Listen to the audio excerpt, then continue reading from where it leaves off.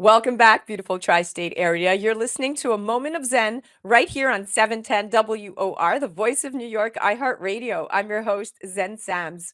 Up next in our Discover Your Potential segment, brought to you by Body Align, we're joined by our newest contributor, podcaster, and author, Dan Gilman. He's joined by Kirk Thatcher, Emmy Award winning writer, producer, director, as well as creature maker and character designer. He began at age 19 creating and puppeteering creatures for blockbusters such as Return of the Jedi, Star Trek 2 and 3, E.T., Poltergeist, and Gremlins. He went on to write, produce, and direct various Muppet films, commercials, and even web series. Most recently, he portrayed the maniacal monster hunter Jovan in the Marvel television special Werewolf by Night, and he's currently directing 6 episodes on the Nickelodeon animated comedy action series Max and the Midnights to be released this fall. They're here today to chat about storytelling, creature design, and establishing a creative legacy. We're going to be chatting careers, Hollywood, and plans for 2024. Welcoming now to the show are Dan Gilman and Kirk Thatcher. Welcome to the show, gentlemen. Thank you. Thank you, Thank you Zed. very Nice to meet much. you. All right.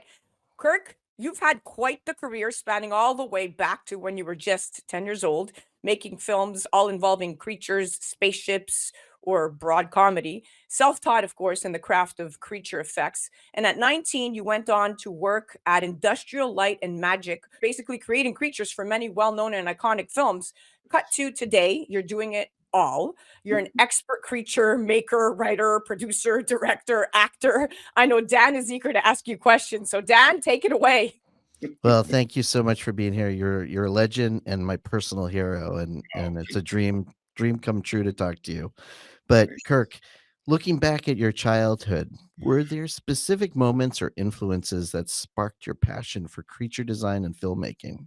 Yeah, I would say the movie King Kong, Ray Harryhausen films, particularly Jason and the Argonauts, which all I saw on television. I was a '60s kid, so watching TV was the babysitter. So I got to see all these great older sci-fi fantasy films. I think those two, again, King Kong and Jason the Argonauts that Ray Harryhausen did, really kind of sparked my love for filmmaking and creatures. And I just drew all the time. I was really creative. I started out kind of a very nerdy kid. I read a lot of science encyclopedias. My folks got a set of encyclopedias, and I just read. I was fascinated by the world. You know, you're a kid and you're just learning about everything. And my mom was concerned that I would turn into a complete science nerd, so she thought she could introduce me because I didn't read fiction. I just read, all factual stuff, nonfiction. So she turned me on to science fiction, and then I was hooked into that. And then Star Trek started airing when I was like 4. I didn't really get into it till a little later, until I was about 8 or 9. But so all those things just were around, and growing up in LA, you knew that working in the film and television business was an actual possibility. It was a career that was available to people. And my next door neighbors, my best friends, their dad was a composer, and he had his own post production studio. So I kind of grew up around it. No one in my family was in it, but I knew it was available. So that made it interesting and exciting. Yeah, it's interesting because creature effects, if you think of it, are one of the most popular forms of practical effects, right? Because they're made from a variety of materials. And when you think of creature effects, they've been around since the birth of cinema in classic films like Frankenstein and Dracula. And we all know the movies wouldn't be complete without these creatures, whether it's Godzilla or Grover. Yes. Not to shift gears, but how does effective creature design contribute to the art of storytelling in film and television? How does the art of effective creature design? Well, it all comes down. I mean, learned early on, it comes down to human psychology. Frankenstein is a different kind of creature than Godzilla, but they both sort of have pathos. They're both misunderstood. And then you get to the Muppets, who are kind of a band of outcasts. And I think it comes down to a relatable, what humans relate or don't relate to. And I think the alien, the xenomorph from the movie Aliens, had no Mm. face, just teeth and a tongue that had teeth. And that plays on our fears of, like, something without a face is terrifying to us because you don't know where it's looking. It makes you feel more like a prey than a predator. and the movie Predator, this kind of scorpion face thing. I think it's effective if you start with human nature and human psychology and what triggers our feelings of terror or passion or laughter. Evoking emotion. It's all about Yeah, evoking emotion. And interestingly enough, while filmmaking technology has significantly advanced and continues to improve, bringing creatures to life on screen is still no easy feat because a poorly designed creature can be distracting and take the audience out of the immersive world the filmmakers have worked so hard to create. And simply put, a creature's design and execution can make or break a film. I always say that. absolutely. I think what happened with computer graphics, which are amazing and a great tool in the toolbox, is they found you could kind of do anything, and so creatures, got a little more detailed and extravagant, and sort of lost their focus. I think one of the things that's Yeah. so successful about the Muppets is that they're very distilled. Like they're very simple shapes and colors, and not only kids, but they read quickly, I think is what you would say.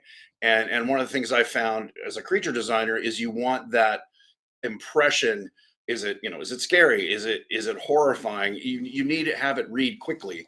And again, that comes down to eye shape and eye placement and eye size and where the mouth is, how the mouth moves, all that stuff comes into play. And that's kind of the fun of it, is you get to be your own Dr. Frankenstein and or your own kind of biologist and create something that looks real, has a verisimilitude, that you believe that, oh, I believe that came out of the water, or I believe that came from space, or grew on a tree. Can you also discuss a project where you felt you were breaking new ground, or in special effects or creature design? Sure. I mean, I think well, boy, well, Gremlins, where I was design paint jobs and eyes and things. I think that was new to have that many creatures. Gremlins 1, and then Gremlins 2, where I did some puppeteering and a lot of voice work. That was just such a range of what a gremlin could be. Mm. Dinosaurs was the big one for me, where we took the technology that the Henson Company had done with the Ninja Turtle movies and turned it into a 5 day a week shooting TV series. Yeah. So the Creature Shop had really kind of perfected the mechanical face movement and moving all that rubber around, and because in the movies if something breaks down, they're made like a Tiffany piece, like it's a one-off for that movie. With the TV series, no way, but that went for 4 years, 65 episodes. Those things had to be, it was more like a factory, shooting, and you couldn't have a character go, oh, his face tore, we'll start back tomorrow. No, it had to be repaired. You had to have extra skins, extra motors. So I And you think, have to have a vision, right? Because well, sure, as far sure. as technology and the craft of creature effects has come, it all still comes down to a good idea, and you can't create a creature without a vision. And one of the worst things that can happen to a filmmaker or artist is dealing with creative blocks. And a creative block is just that period of time in an artist or designer's life where they experience difficulty generating fresh ideas because there's so many ways to get to the end result, right? So there's a lot of blocks that could come between the beginning and the end. And so there are so many ways, I always say, to overcome creative blocks, such as stepping away from your work, reflecting on past projects, or even trying something new. Just getting more sleep could be the answer, but inspiration can strike at any moment. I know that Dan, has a next question that pertains specifically to this, but Dan, take it away. Yeah. No, where do you currently find inspiration for your designs? Especially, has that changed over the years? Uh, I mean, again, nature is such a great resource. There's so much stuff online. I mean, when I was a kid, you had books and you go to the library. Now you just Google anything, and there's science channels and channels just all about nature. And I mean, there's new insects and new lizards and reptiles and amphibians being discovered. So that's probably my initial source. And then the other time is in the shower, where you just got that warm water and you kind of drift off, and a lot of it is hybridizing. Like, oh, what if I had a creature that was amphibious, but instead of being like a frog with wet kind of slimy skin, what if it was furry, more like a nutria or an otter? Not that that's particularly clever, but maybe it's more of a scary. The otters are cute, but what if they were terrifying? I don't know. You just kind of riff. It's riffing is what you call it in a writer's room. As a designer, it's the same thing. You just input. Inputs, And yeah. the internet is such a great resource for just finding imagery.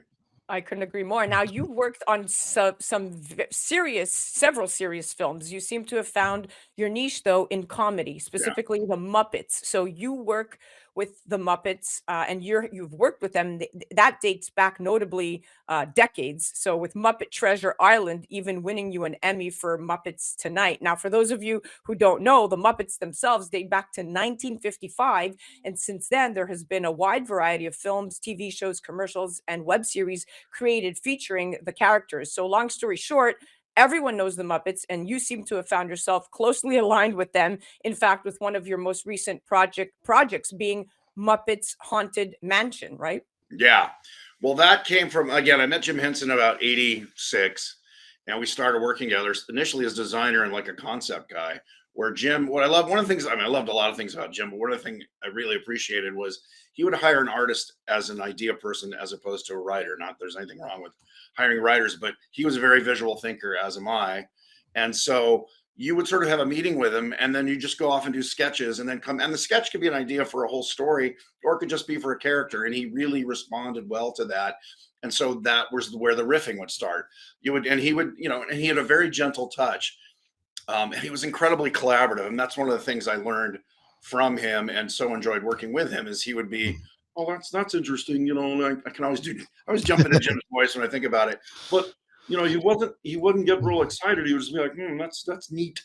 He had certain keywords that he was neat or that's fun or lovely. Those are the three if you like something. But he never said that's wrong or that's bad. He'd go like, no, I don't know if that's as successful as this design. So he was such a great collaborator and so fun to riff with. And, he liked to laugh. He had a great sense of whimsy.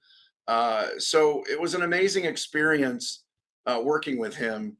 And yeah, it was, I don't know, it was one of the best times of my life was being able to co-create with him. So that leads into my next question, actually. Thank you. What was it like working on the Muppet Haunted Mansion, particularly in blending humor with kind of a spooky atmosphere? Yes. I'd wanted to do a Halloween thing. Halloween's the second largest holiday in the United States. I'd wanted to do a Halloween thing with the Muppets since 1990, since I started writing on dinosaurs and writing with the Muppets. And so it came from essentially the Muppets have been handed to different divisions at Disney since they bought them in 2004.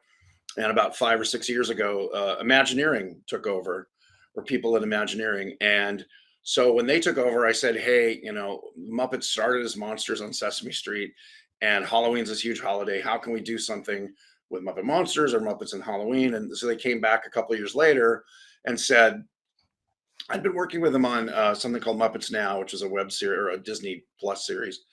And they said, what about the Haunted Mansion? Could you do something with that? And I was like, could I do something with the Muppets and the Haunted? I was a huge, again, growing up in LA, Disneyland was in the backyard and huge fan of the Haunted Mansion. So I just jumped at the chance. And it was funny because I was such a Mansion fan when, we sat down and went, okay, what's the story? I said, well, the story is the ride. There is a story there. And, we kind of came up with the excuse for why Pepe and Gonzo would be there. But we just had so much fun with ghosts and creatures and so many things that the Muppets sort of imbue are a part of their lexicon, monsters and funny creatures.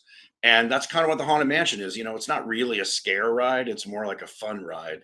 So I thought it was a great marriage of the two and had a blast writing and directing it along with, co-wrote it with Bill Beretta and Kelly Younger, and then Jim Lewis on story, helped with the story and then directing it. So that was kind of for me the distillation and the great kind of high point after years and years of working doing creatures and Muppets and comedy. It kind of all came together in that. So I'm really proud of that film, and it was a lot of fun to do.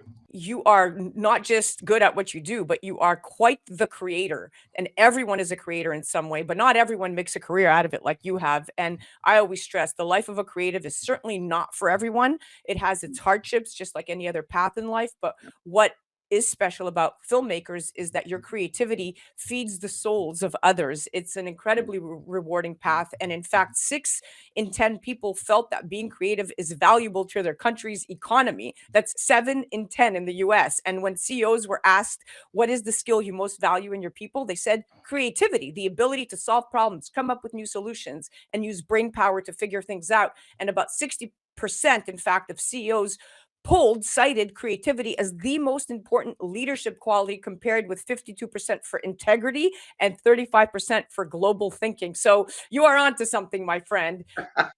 Looking at your extensive portfolio from Gremlins to Muppet Haunted Mansion, what do you hope your creative legacy will be?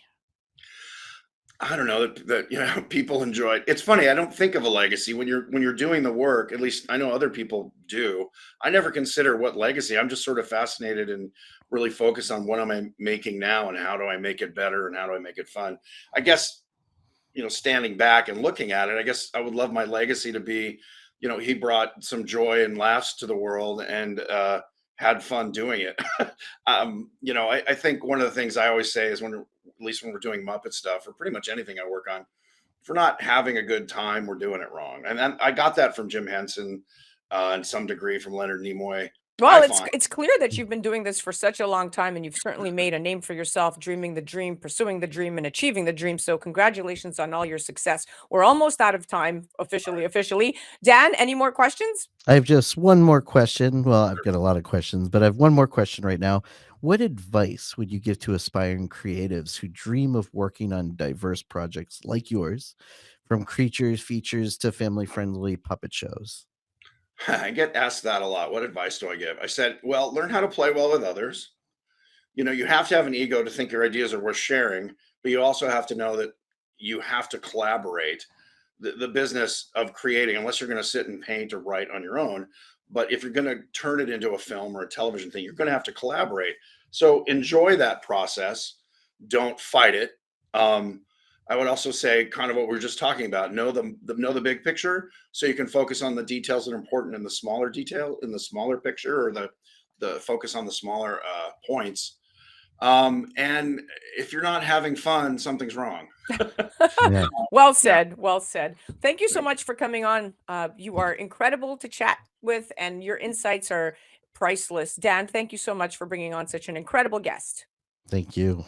Thank you, That, guys. that was our Discover Your Potential segment. And boy, did we discover a lot of potential in this segment. That was brought to you by Body Align. That was our regular contributor, Dan Gilman, joined by the awesome Kirk Thatcher. You could head directly to discoveryourpotentialshow.com, or you could check out Kirk on the gram at Kirk Thatcher, or head directly to his website at kirkthatcher.com. You're listening to A Moment of Zen right here on 710 WOR, the voice of New York, iHeartRadio. We'll be right back after this. A Moment of Zen is sponsored by Body Align. Are you ready for a long winter's nap? Over 183 million adults have trouble sleeping at least once a week. That's why Body Align designed a wearable patch that helps you fall asleep faster, wake up feeling refreshed, and comes with a money-back guarantee. Try the Sweet Dreams patch today and get a buy one, get one free pack with the promo code DYP. Visit bodyalign.com and enter DYP at checkout, because discovering your potential starts with a great night's sleep. That's bodyalign.com.